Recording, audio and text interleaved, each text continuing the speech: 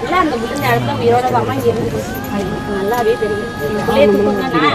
என் பிள்ளைய தூக்குங்கன்னா நான் சொல்லும் போது அம்மா அவங்க பையில கொண்டு போய் ஹாஸ்பிட்டல்ல சேர்த்து நான் தனியார் ஆஸ்பத்திரியில தாமா சேர்த்துருக்கேன்னு சொல்லி அது பக்கத்துல இருந்தாம சொன்னாங்க.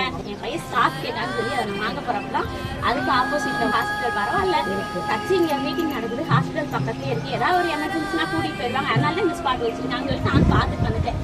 என் குழந்தைன்னு சொல்லல, எல்லா குழந்தையும் ஏன் அந்த இடத்துல கூட்டிட்டு போயிருந்தா கண்டிப்பா 5 செகண்ட்ல காப்பாத்தி இருக்கலாம், 5 நிமிஷத்துல காப்பாத்தி.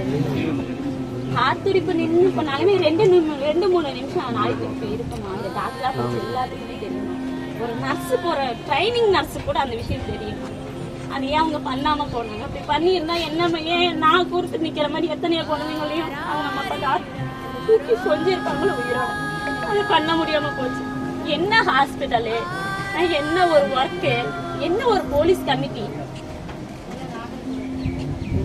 அதாவது புடிச்சு தள்ளி விடும் போது இருந்த அந்த போலீஸ்காரங்க அவ்வளவு நேரம் எங்க போனாங்க? கூட்டம் கூடுதுன்னு தெரியும், அந்த கூட்டத்துல பாதுகாப்பு கொடுக்கணுங்கிறது அவங்களோட பொறுப்பு தான்.